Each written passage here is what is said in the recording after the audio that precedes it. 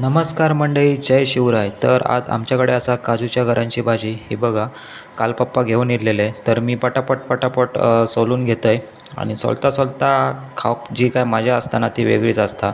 तर चला तर मग बघूया कशी काय होता ती भाजी. तर दीदीनाडे बाकीची सगळी तयारीच करून ठेवलेल्यान. जसे घर सोलून झाले तसे टोपात ओतल्यान आणि मंडळी ह्या सगळा बघून ना पोटात तर खराच शापच आग पडली आणि तोंडात तर पाणीच सुटला. ए रहा नहीं जाता, तड़प ही ऐसी है ना. जागत राहतो एकट गात सपन बघत हे